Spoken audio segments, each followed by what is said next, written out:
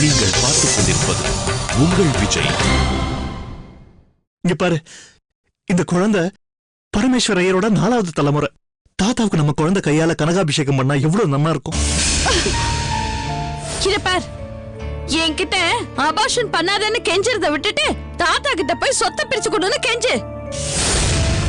அத பிரிச்சு கொடுத்தா இந்த குழந்தைய உன் கண்ணுல காட்டுவேன். அத விட்டுட்டு மாமா கிட்ட சொல்றேன், மச்சான் கிட்ட சொல்றேன், நீங்க வந்து பேசுறேன், அந்த நிமிஷமே இந்த குழந்தை இருக்காது. இப்ப நீ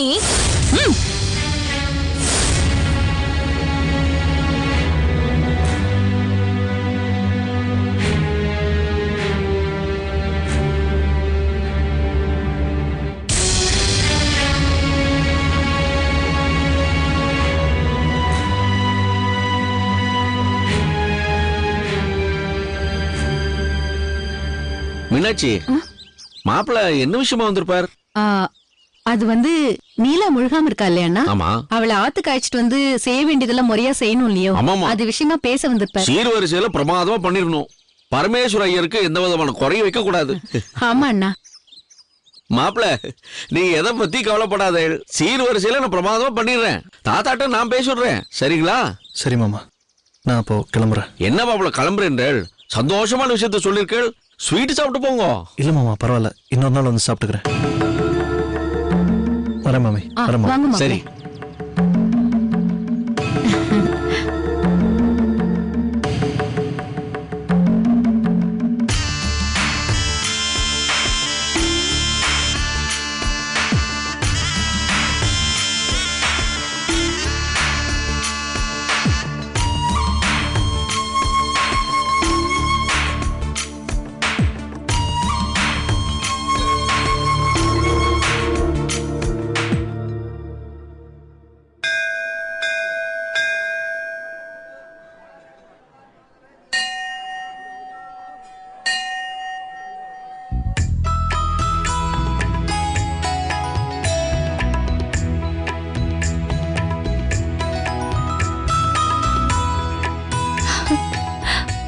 ஆண்டி ஸ்ருதி, எப்படி இருக்கேள்? நல்லா இருக்கேன் மாமா.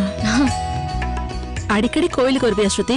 ஆமா, ஆல்மோஸ்ட் எல்லா நாளும் வருவேன்.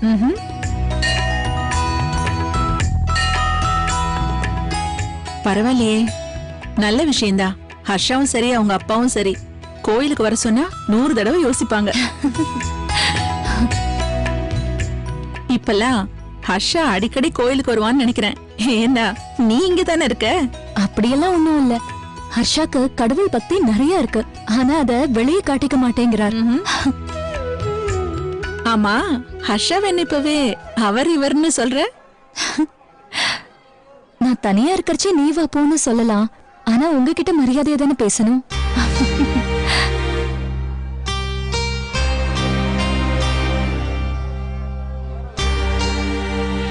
டே ஹர்ஷா, உனக்கு கொஞ்சம் கூட மூளையே இல்லடா. சரியான மக்கு சாம்பிராணிடா நீ. என்ன ஆண்டி இப்படி வளர்த்திருக்கீங்க இவனை?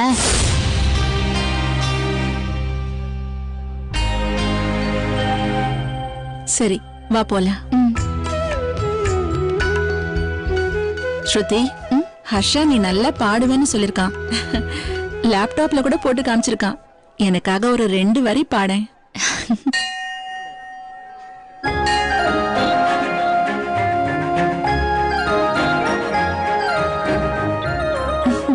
பாடு.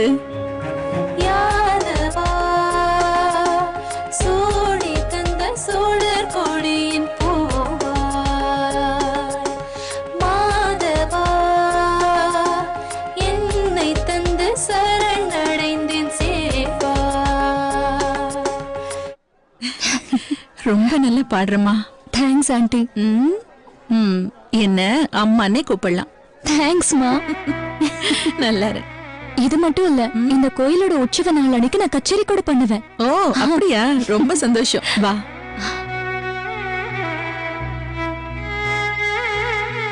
உன் குரல் ரொம்ப நல்லா இருக்கு ஸ்ருதி. சுவாமி மேல நீ வச்சிருக்கிற பக்தி உன் பாட்டுல நல்லா தெரியுது. Thanks aunty. ஸ்ருதி, ஹர்ஷா என்கிட்ட சொல்லிருக்கான், அவனுக்கு இந்த கும்பகோணம், உங்க வீடு, உங்க எல்லாரையும் ரொம்ப பிடிச்சிருக்கான். உன்னை கல்யாணம் பண்ணிக்கிட்டு உங்க வீட்லயே தான் இருக்க போறேன்னு சொல்லிருக்கான். ஹர்ஷா சும்மா விளையாட்டுக்கு சொல்லிருப்பாரு ஆண்டி. நாங்க கல்யாணத்துக்கு அப்புறம் நிச்சயமா எங்க ஆத்துல தங்க மாட்டோம், உங்க கூட தான் இருப்போம். உங்களுக்கு கொஞ்சம் ஹெல்த் ப்ராப்ளம்னு அடிக்கடி ஹர்ஷா சொல்லுவார். பாவம் இத்தனை நாள் கிச்சன்லயே இருந்துட்டு இனிமே உங்களுக்கு ரெஸ்ட் தான். நான் தான் சமைப்பேன். நன்னா இருக்கோ நன்னா இல்லையோ நீங்க சாப்பிட்டுதான் ஆகணும். சரி சரி. ஸ்ருதி நல்ல பாடுறா, பெரியவங்களுக்கு மரியாதை கொடுக்கறா, எல்லாரும் ஒன்னா இருக்கணும்னு நினைக்கிறா. ஆண்டி பிராங்கா சொல்றேன், கல்யாணத்துக்கு அப்புறம் நானும் ஹர்ஷாவும் தனி கொடுத்தனும் தான். லேப்டாப்ல மட்டும்தான் அவன் முகத்தையே காட்டுவேன். தீபாவளி பொங்கல் அப்பதான் அவனை நேர்லயே கூட்டிட்டு வருவேன். ஓகே?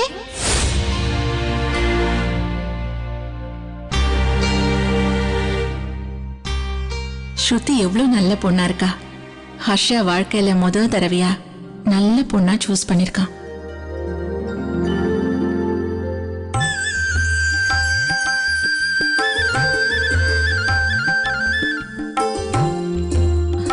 கடவுளே,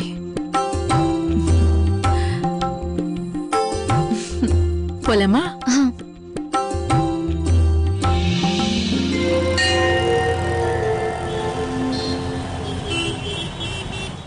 என்னடி ராஜி, நிஜமாவா சொல்ற? ஆமாம்மா, நான் உயிர் பொழைச்சதே பெரிய விஷயம்.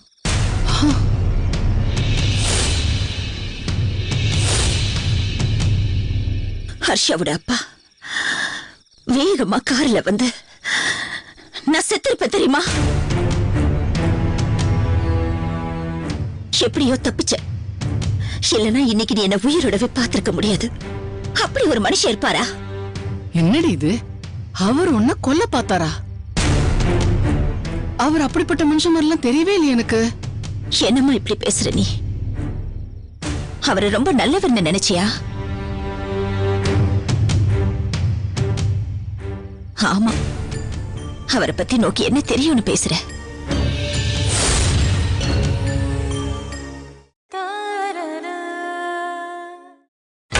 நீங்கள் பார்த்துக் கொண்டிருப்பது உங்கள் விஜய். நடந்ததெல்லாம் நான் சொன்னதுக்கு அப்புறம் தானே நோக்கு தெரியும். ஏண்டி, உன்னை கொல்றதுனால அவருக்கு என்ன லாபம் சொல்லு? என்ன லாபம் இல்ல? ஸ்ருதி ஹர்ஷாவோட கல்யாணத்தை எப்படியாவது நடத்தி பார்க்கணும்னு துடிக்கிறார். அதுக்கு நான் தானே தடையா இருக்கேன். என்னை ஏமாத்திட்டு போனவர் அவரு தான் நினைச்சதை சாதிக்கிறதுக்கு என்ன வேணாலும் பண்ணுவாரு. ராஜி, நீ குழப்பத்துல தேவையில்லாம யோசிக்கிறேன்னு நினைக்கிறேன். நீ புரியாம பேசுறமா? நடந்ததெல்லாம் மறந்துட்டியா நீ? அவரால நான் எவ்வளவு கஷ்டப்பட்டேன். இந்த பாரு ராஜி, அவாவா பண்ண பாவத்துக்கு அவாவாளே மனசுக்குள்ள புழுங்கி வேதனைப்பட்டு போறா. நீ விட்டுடு. இல்லம்மா, நான் விடல. அவர் எப்படியாவது ஹர்ஷா ஸ்ருதி கல்யாணத்தை நடத்தி காட்டுறேன்னு என்கிட்ட சவால் விட்டிருக்காரு. இந்த கல்யாணம் நடந்தா நான் அவர்கிட்ட 2வது தடவையா தோத்த மாதிரி ஆயிடுமா? ராஜி, நீ முதல் தடவையே தோக்கல. உனக்கு நல்ல வாழ்க்கை தானே அமைஞ்சிருக்கு. இனிமே உன்கிட்ட பேசி பிரயோஜனம் இல்ல. நீ என்ன பேசினாலும் என் மனசு மாறாது. நான் அது கிளம்புறேன்.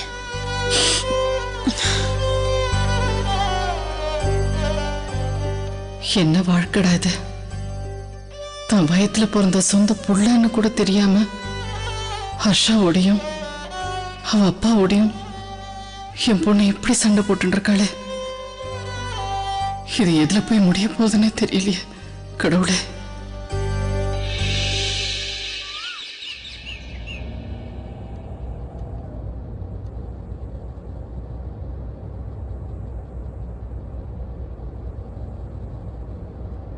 ஏங்க, ஸ்ருதி ரொம்ப நல்ல பொண்ணுங்க. அவ என்கிட்ட எவ்வளவு அன்பா பழகுறா தெரியுமா? நேத்ரா கூட தான் உங்ககிட்ட அன்பா பழகுறா. இல்லங்க, நேத்ரா பேசுறது ரொம்ப ஆர்டிபிஷியலா இருக்குங்க. ஏதோ வாய் வார்த்தைக்காக அன்பா பேசுற மாதிரி இருக்கு. ஆனா ஸ்ருதி அப்படி இல்லைங்க. அவ ரொம்ப நேச்சுரலா பழகுறா. அவ என்ன இருந்தாலும் தாயில்லாத பொண்ணு இல்லையா? இப்போலேருந்தே என்ன அம்மா ஸ்தானத்துல வச்சு பாக்குறா. சோ நீ கட்சி மாறிட்ட. சே அப்படி ஒண்ணும் இல்லைங்க. ம் நம்மளுக்கு ஹர்ஷாவோட லைஃப் அவன் ஃபியூச்சர் தானே முக்கியம். ஸ்ருதி தான் ஹர்ஷாவுக்கு ஏத்த மனைவியா இருப்பான்னு எனக்கு தோணுதுங்க. தேவி, நீ ஸ்ருதியோட பழகுனதுக்கு அப்புறம் தான் இதை புரிஞ்சுக்கிட்ட. நான் ஸ்ருதி ஹர்ஷா நம்ம கிட்ட முத இன்ட்ரோடியூஸ் பண்ணி வச்சான் பாரு, அப்பவே புரிஞ்சுக்கிட்டேன். Shruti and Harsha, they both made for each other. என்னங்க பிரயோஜனம்? நம்ம நேத்ரா ஹர்ஷாவோட என்கேஜ்மெண்ட்டை முடிச்சு 2 மாசத்துல கல்யாணம் கூட ஃபிக்ஸ் பண்ணிட்டோமேங்க. இப்போ நம்ம என்னங்க பண்றது? ஒண்ணு பண்ண, நம்ம முருகன் இருக்காரு, முருக பெருமான். அவர் 2 கல்யாணம் பண்ண மாதிரி ஹர்ஷாக்கும் 2 பேரை கல்யாணம் பண்ணி வச்சிரு. எல்லாத்துக்கும் விளையாட்டு தான் உங்களுக்கு. ஏங்க, நான் வேணா நேத்ரா கிட்ட இதை பத்தி பேசட்டுமா? தாராளமா பேசுமா. என்ன நீ இதை சொன்ன உடனே அவ கோவம் வந்து போனை போட்டு உடைப்பா. அவ வீட்டு போன் தானே, உடையட்டும். இல்லங்க, என்ன ஃபர்ஸ்ட் கண்ணா பின்னான்னு திட்டுவா. ஒண்ணு செய்யுங்களேன், நீங்க வேணா அவங்க அப்பா கிட்ட பேசி இந்த விஷயத்த சொல்லிடுங்களேன். நான் எதுக்கு சொல்லணும்? நீதான் ஸ்ருதி மருமகளா வரணும்னு ஆசைப்படுற, அப்ப நீயே போன் பண்ணு. ஏங்க, உங்களுக்கு ஸ்ருதியை பிடிக்கலையா? பிடிச்சிருக்கு. ஆனா நேத்ரா அப்பாவோடலாம் போன்ல பேசி இந்த கல்யாணத்தை என்னால் நிறுத்த முடியாது. ஏன்னா இன்னைக்கு நான் துபாயில பண்ணிட்டு இருக்கிற பிசினஸ், என்னோட வளர்ச்சிக்கு, நம்ம செயின் ஆஃப் ரெஸ்டாரண்ட் எல்லாத்துக்குமே கவர்மெண்ட் சைட்ல இருந்து அவர் தான் ஹெல்ப் பண்ணிருக்காரு. சரி, அவங்க ஏதாவது சொன்னா மனசு வேதனையா தான் இருக்கும். ஆனா ஹர்ஷா லைஃப்ல சந்தோஷம் வேணும்னா நாம கொஞ்சம் அவமானப்பட்டா கூட பரவாயில்லைங்க.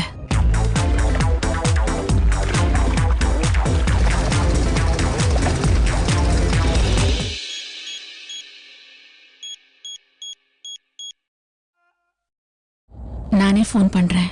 ஓகே, இந்த எங்க நேத்ரா கிட்ட இருந்து போன் வருது. பேசு பேசு. பேசுறேன்.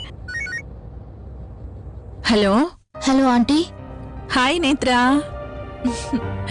இப்பதான் உன்னை பத்தி பேசிக்கிட்டே இருக்கோம். உனக்கு 100 ஆயுசு. ஏன் ஆயுசை விடுங்க ஆண்டி, கொஞ்சம் இருந்தா எங்க அப்பாவோட ஆயுசே முடிஞ்சிருக்கும். நேத்ரா, என்னம்மா சொல்ற? ஆமா ஆண்டி, கொஞ்ச நாளா இந்த வீட்ல எதுவுமே சரியா நடக்கல. எங்க அப்பாவுக்கு சடனா பிசினஸ்ல ஹெவி லாஸ். அந்த டென்ஷன்ல அவருக்கு மேசிவ் ஹார்ட் அட்டாக் வந்துருச்சு. ஐயோ, சரி இப்ப எப்படி இருக்காரு? கடவுள் புண்ணியத்துல இப்பதான் ரெக்கவர் ஆயிட்டு இருக்காரு. அப்படியா? Okay okay. Netra, I am very சாரிமா. நான் உங்ககிட்ட ஒரு விஷயம் சொல்லணும். ஆண்டி, நானும் உங்ககிட்ட ஒரு விஷயம் சொல்லலான்னு தான் ஃபோன் பண்ணேன். அப்பாவும் அம்மாவும் எப்பவுமே ராசி நட்சத்திரம்னு அதிகமா பாப்பாங்க இல்லையா? எனக்கும் ஹர்ஷாக்கும் மேரேஜ் ஃபிக்ஸ் பண்ணதுல இருந்து எங்க ஃபேமிலியில ஒரே பிரச்சனை. இப்ப வேற அப்பாவுக்கு ஹார்ட் அட்டாக். அதனால எனக்கும் ஹர்ஷாவுக்கும் நடக்க வேண்டிய மேரேஜை போஸ்ட்போன் பண்ணிடலாம்னு சொல்றாங்க. ஓ அப்படியா? ரொம்ப ரொம்ப தேங்க்ஸ்.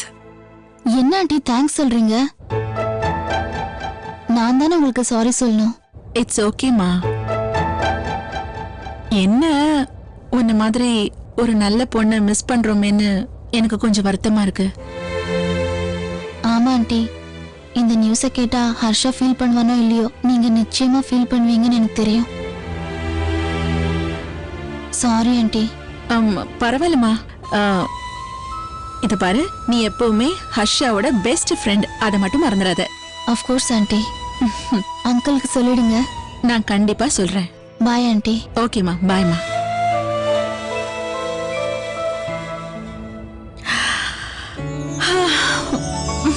என்ன என்ன திடீர்னு சந்தோஷமாயிட்ட? என்ன விஷயம்? பின்ன என்னங்க, நான் எப்படி சொல்றதுன்னு தவிச்சிட்டு இருந்தேன்ல. நேத்ராவே அவங்க ஃபேமிலி ப்ராப்ளத்தை சொன்னா. எங்க நேத்ரா அப்பாவுக்கு ஹார்ட் அட்டாக் வந்துருச்சான். அவங்க அப்பா ஹர்ஷா நேத்ரா மேரேஜ போஸ்ட்போன் பண்ண சொல்லிட்டாராம். ஓகே, ஆனா இப்ப அவர் நல்லா இருக்கார்ல? ம், இருந்தாலும் அவருக்கு ஹார்ட் அட்டாக்னா நீ சந்தோஷப்படுறதா? சீச்சி அப்படிலாம் இல்லங்க. இப்போ அவரு நல்லதா இருக்காரா? சரி, சென்டிமெண்டா அவங்களே இந்த கல்யாணத்தை போஸ்ட்போன் பண்றாங்க, நமக்கும் நல்லதானே?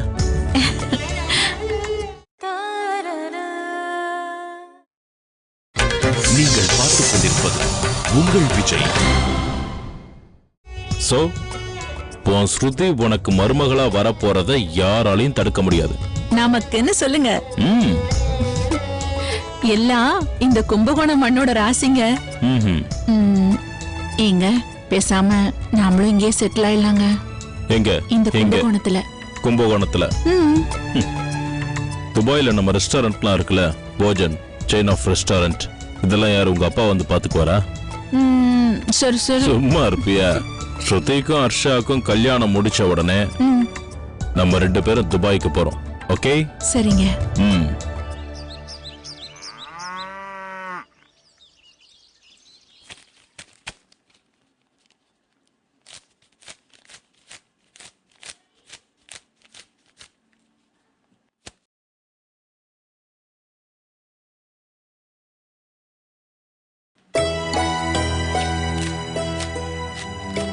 ஏன்னா நான் கொஞ்சம் வெளியில போயிருந்தேன். சாப்பிட்டீங்களா?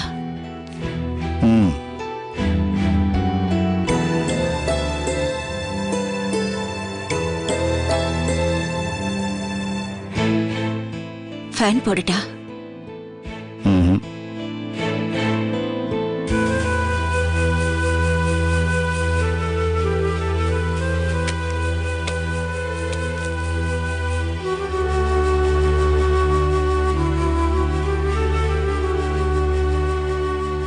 ஏன்னா 2-3 நாளா என்கிட்ட சரியாவே பேசல.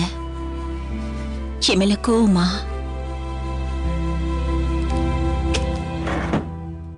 உன் மேல எனக்கு என்ன கோபம்? எனக்கு தெரியும் உங்களுக்கு என் மேல கோவம் இருக்கு. நீ சிபிஐல இருக்க வேண்டியவ. உன் பேட் லக் என்ன கட்டிண்டு இங்க வந்துட்ட.